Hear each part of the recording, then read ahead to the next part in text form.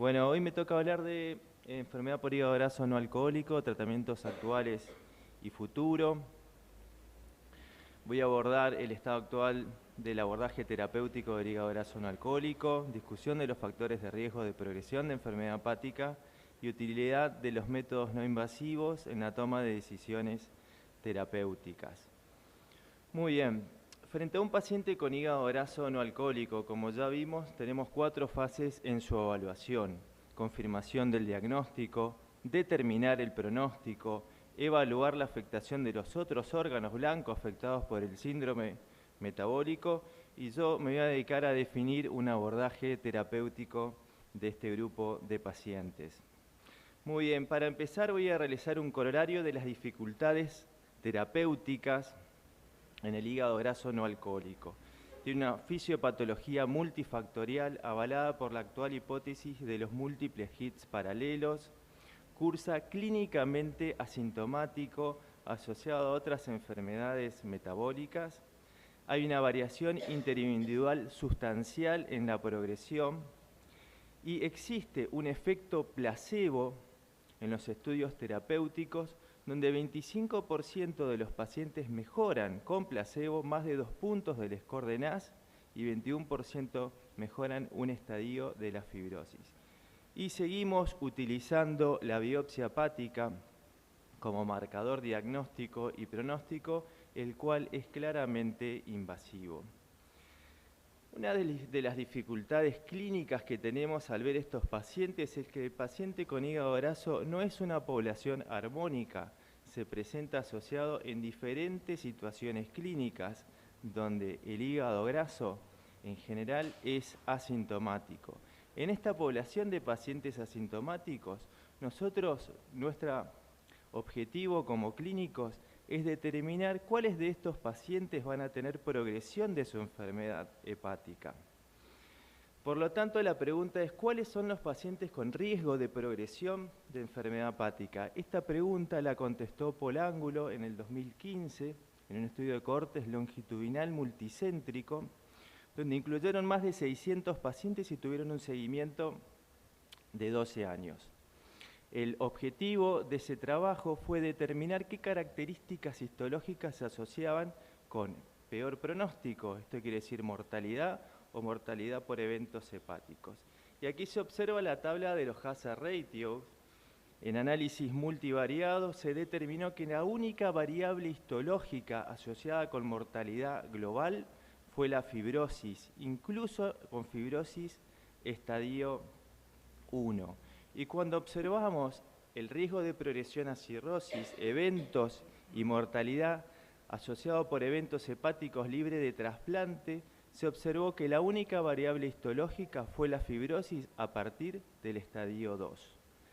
A la izquierda observamos en el gráfico de Kaplan-Meier, donde se observa la progresión de la mortalidad por eventos hepáticos en relación directa con el estadio de la fibrosis. Y abajo se observa que esta progresión de la mortalidad por eventos hepáticos estuvo asociada directamente con la fibrosis, independientemente de los otros factores histológicos asociados al NASH. Muy bien, una de las conclusiones más importantes de este trabajo es que la fibrosis en lugar del NASH fue la característica histológica más importante asociada con sobrevida y cirrosis. Los pacientes, incluso aquellos con fibrosis leve, tuvieron mayor riesgo de mortalidad global y la presencia de fibrosis significativa, estadio F2 o superior, se asoció con un mayor riesgo de cirrosis y sus complicaciones. Este estudio viene a brindar luz frente a una situación clínica, y es que nos dice que tenemos que evaluar la fibrosis rutinariamente en todos los pacientes con hígado graso para determinar su pronóstico. Ahora bien, teniendo estos datos, ¿cuáles son los pacientes que presentan riesgo de fibrosis y cuáles son los pacientes que presentan riesgo de progresión de la fibrosis? Aquí voy a comentar las conclusiones principales de los estudios de biopsias pareadas y los estudios terapéuticos de biopsias pareadas. Y aquí observamos que los factores de riesgo de presencia de fibrosis en la biopsia basal fueron edad más de 50 años, presencia de diabetes y resistencia a la insulina, obesidad y aumento del índice AST-ALT. El aumento de peso, el desarrollo de diabetes y de hipertensión en el seguimiento se asocian significativamente a la progresión de la fibrosis en este grupo de pacientes. Y de los estudios terapéuticos tenemos la información de que el descenso de peso, la normalización de las transaminasas, los triglicéridos y el HDL se asociaba con mejoría histológica de un marcador sustituto, que es el descenso del score de NASH más de 2 puntos. Y si nosotros tenemos resolución del NASH histológico y descenso de más de 2 puntos del score de NASH, tenemos un descenso de un estadio de la fibrosis. Muy bien, teniendo en cuenta estos datos, ¿cómo estudiamos la fibrosis en este grupo de pacientes? Bueno, esta pregunta se hizo el NHS del Reino Unido, donde realizó una revisión sistemática y metaanálisis y evaluación económica de 48 test no invasivos. ¿Cuál fue la conclusión principal de ellos? Que FIB4 es el más barato, pero que la mejor alternativa diagnóstica la tenemos con la combinación de los test combinados serológicos, 2 test serológicos más el FibroScan, con un valor predictivo positivo de fibrosis avanzada del 95% en test combinados y un valor predictivo negativo del 98%. Muy bien, en base a este dato y siguiendo las guías de práctica clínica de la Asociación Latinoamericana y Europea del estudio de las enfermedades del hígado en cuanto a utilizar métodos no invasivos, se presentó el siguiente algoritmo en el consenso monotemático del 2016 de la Asociación Europea. En este consenso se utiliza un abordaje clínico, diagnóstico y terapéutico con métodos no invasivos. Y aquí observamos que la mayoría de los pacientes, más de 2/3 de este grupo de pacientes, presenta un NAFLD Fibrosis Score bajo, un FIB4 bajo, y con esto tenemos un valor predictivo negativo de fibrosis significativa en más del 90% de los pacientes. Este grupo de pacientes se los cataloga como esteatosis simple, son los que tienen bajo riesgo de progresión. Y aquí solamente apuntamos al tratamiento de los factores de riesgo cardiometabólicos. Ahora muy bien, en el otro extremo, por suerte son menos estos pacientes, 10 a 15%, donde los dos scores de predictivos, NAFLD Fibrosis Score y FIB4 están elevados y si lo asociamos con elastografía, el valor predictivo positivo para determinar fibrosis significativa y avanzada es mayor al 90%. Cuando utilizamos la elastografía y si esto nos da más de 14 kilopascales, el paciente tiene diagnóstico de cirrosis, hicimos con el estándar de cuidado del paciente cirrótico. Si el valor del FibroScan está entre 11 y 14, este grupo de pacientes es el grupo que tiene mayor riesgo de progresión de enfermedad hepática y donde no solamente tratamos con factores de riesgo cardiometabólicos, sino que utilizamos tratamiento farmacológico. Y en el próximo slide le voy a decir cómo hacer este abordaje.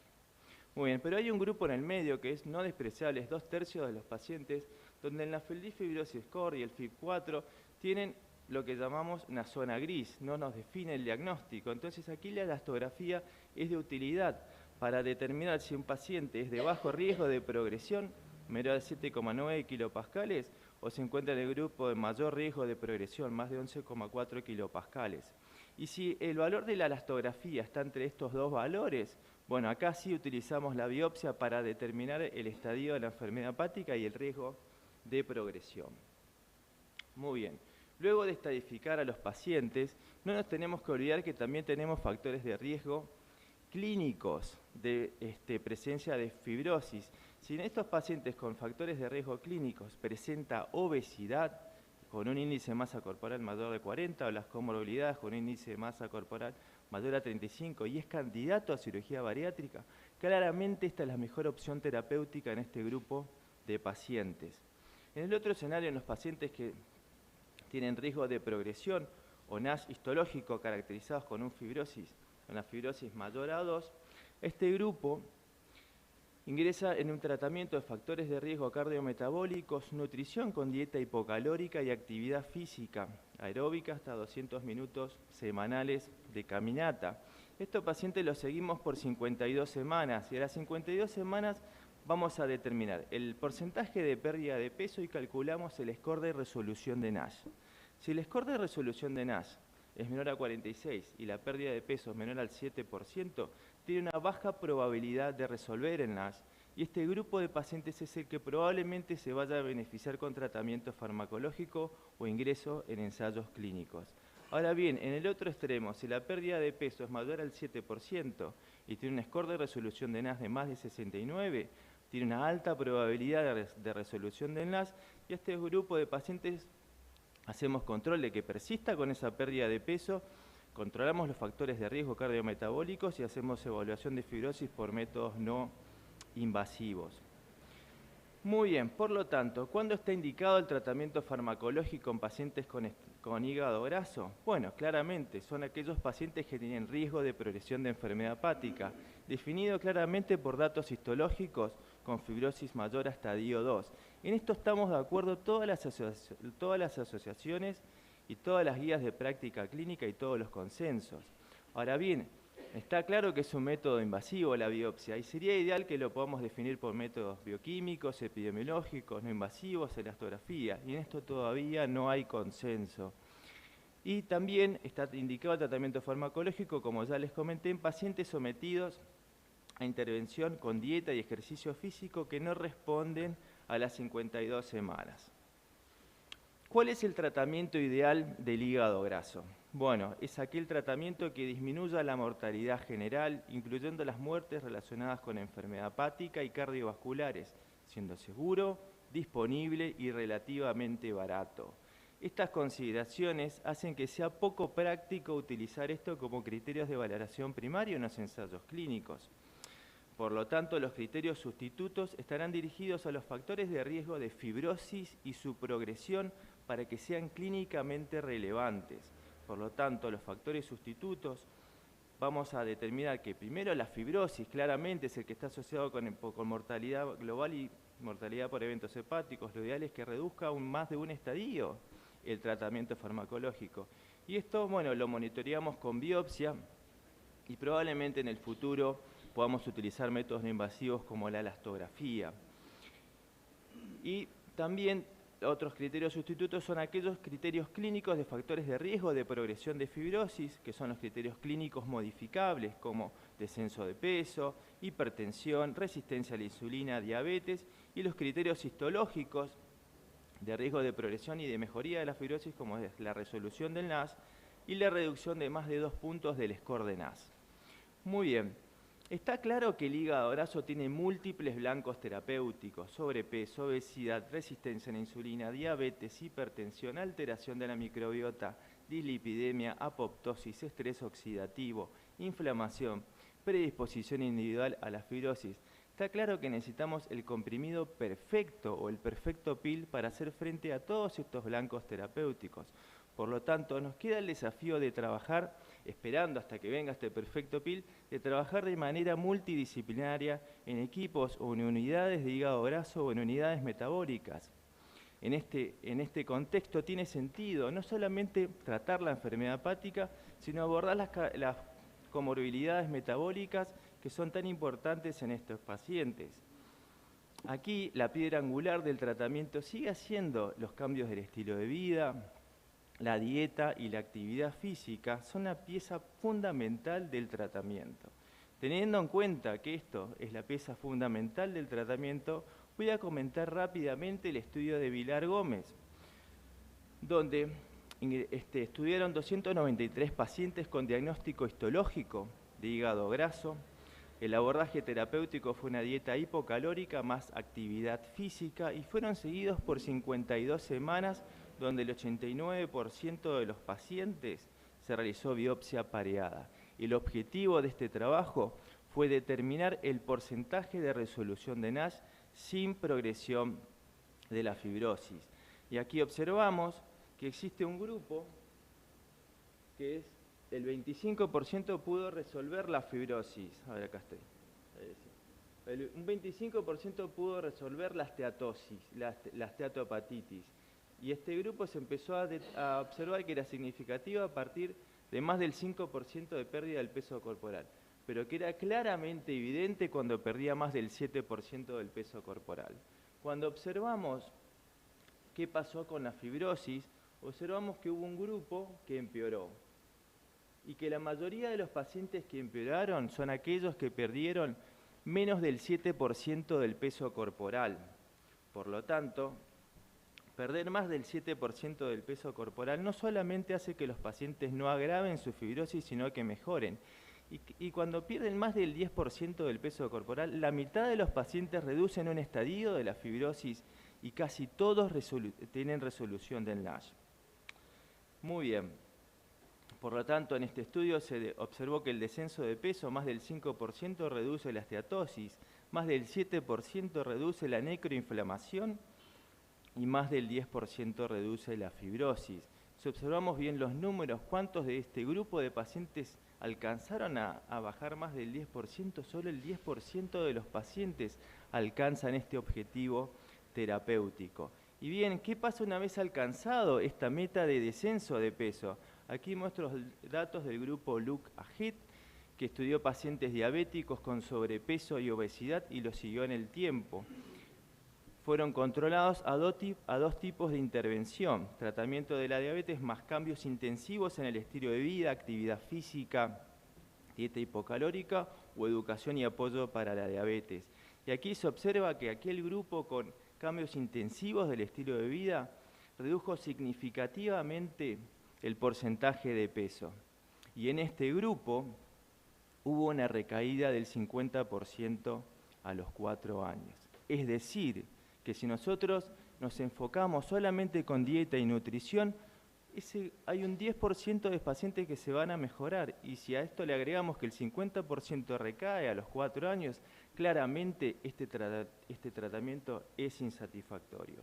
Y esto abre la puerta para el abordaje terapéutico farmacológico, donde se han testeado múltiples fármacos: metformina, urso desoxicólico, betaína, omega 3, ezetimibe, orlistat, no tuvieron efectos en la histología.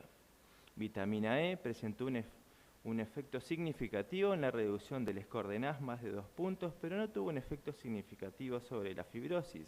Lo mismo pioglitazona, liraglutida y semaglutida son agonistas GLP-1, tuvieron un efecto solar significativo en la reducción del NASH, pero no tuvieron efectos significativos en la fibrosis. Pentoxifilina, un antagonista TNF vía oral, tuvo efecto en la reducción del score de NASH, un efecto en fibrosis, pero son estudios con un N muy reducido. Aquí les voy a mostrar los dos principales trabajos de pioglitazona y vitamina E. En el trabajo de Cusi, que utilizó pioglitazona versus placebo, fue en pacientes con diagnóstico de diabetes o prediabetes, y el estudio Pivens en el año 2010 compararon pioglitazona vitamina E contra placebo en pacientes con NASH no diabéticos. El objetivo de estos trabajos fue obtener una reducción de más de 2 puntos del score de NASH sin afectar la fibrosis. Y aquí observamos con pioglitazona en los pacientes con diabetes o prediabetes que la resolución del NASH a los 18 meses de tratamiento se encontró en el 50% de los pacientes. Y si vemos el gráfico si vemos el gráfico en la tabla de reducción de más de 2 puntos del NASH score, observamos que 2/3 de los pacientes lo pudieron lograr. Cuando vemos el estudio Pivens, observamos que vitamina E, 40% de los pacientes pudieron reducir más de 2 puntos del score de NASH en forma significativa, y que 1/3 de los pacientes presentó resolución del NASH de manera no significativa comparada con placebo. Este mismo grupo, el del Dr. Cusi, realizó otro trabajo recientemente donde se muestra claramente que pioglitazona funciona mejor en pacientes con diabetes o prediabetes, pero no en aquellos pacientes que no son diabéticos. Cuando vemos el gráfico del efecto sobre la fibrosis, observamos una franca tendencia, tanto en pioglitazona como en vitamina E, a tener un mayor porcentaje de los pacientes que reducen más de un estadio. Sin embargo, este dato no fue significativo cuando lo controlaron con placebo. ¿Y cómo pudo pasar esto? Fácil, un N reducido, y fueron estudios no diseñados para determinar este punto final. Ahora, ¿qué pasa con los pacientes que tienen fibrosis avanzada o cirrosis. ¿Qué tratamiento le damos? Bueno, esta pregunta la respondió el grupo de Indianápolis de Naga Kalasani en estudio retrospectivo, donde incluyeron 90 pacientes tratados con vitamina E 800 unidades por día por más de 2 años. Como fue un estudio retrospectivo, tuvieron que buscar controles pareados por las mismas características clínicas y este grupo de pacientes fue seguido por 6 años. La edad promedio de estos pacientes fue de 56 años, 60% presentaba diabetes, un índice de masa corporal de 35 y el 66% eran cirróticos, es decir que esta es una población claramente enferma. El punto final de este trabajo fue determinar si la vitamina E afectaba o no la mortalidad libre de trasplante y los endpoints secundarios fueron determinar la descompensación hepática, eventos cardiovasculares y cáncer. Lo que se observó en este estudio fue que vitamina E mejoró la sobrevida de los pacientes y que esta se hacía significativa a partir de los 4 años. Esta mejoría en la sobrevida se debió a que el grupo de vitamina E presentó disminución de los eventos hepáticos o complicaciones relacionadas con la cirrosis y que estos resultados se observaron en el grupo de pacientes que trataron vitamina E independientemente de si tenían diabetes. Este trabajo nos muestra por primera vez en la historia del hígado graso que una implementación terapéutica puede cambiar la historia natural de esta enfermedad. Muy bien, ¿cuáles son las terapias que van a venir en el futuro? Bueno, como verán, hay varios compuestos con diferentes mecanismos de acción. Esto es porque el hígado graso claramente tiene una etiología multifactorial. Todas casi con el misma población blanco. Muchos de ellos ya han mostrado resultados negativos en fase 3. El NGM 282 es un agonista del factor de crecimiento fibroblásticos 19 y mostró resultados sin precedentes en la historia del NASH, donde en 12 semanas 50% de los pacientes que recibieron esta medicación redujeron más de un estadio de la fibrosis. Esto no se ha observado en ninguna otra enfermedad hepática. El iobeticólico ha mostrado resultados interinos recientemente, donde un tercio de los pacientes mejora más de un estadio de la fibrosis comparado con placebo. Todos estos tienen efectos adversos. el NGM 282 es un agonista del factor de crecimiento fibroblásticos 19 asociado a la diarrea inducida por ácidos biliares. Por lo tanto, el efecto adverso que tienen estos pacientes es diarrea. El ácido beticólico es una sal biliar sintética. Por lo tanto, el efecto adverso que tienen estos pacientes es el prurito. Y el 50% de estos pacientes tienen prurito. Es decir, que lo que se viene tampoco es tan excelente y acordémonos que esta población es asintomática. Muy bien, como conclusión, el tratamiento actual del NASH es insatisfactorio. Los cambios nutricionales más actividad física son la piedra angular del tratamiento del hígado graso y del NASH. En los pacientes con NASH y fibrosis por biopsia, y probablemente tengamos métodos no invasivos validados en el futuro, el tratamiento con vitamina E o pioglitazona puede utilizarse bajo controles periódicos. Se espera finalizar los ensayos clínicos de fase 3 para alcanzar recomendaciones basadas en la evidencia, debiendo tener un perfil favorable sobre la seguridad, la tolerancia y las comorbilidades cardiometabólicas. Muchas gracias.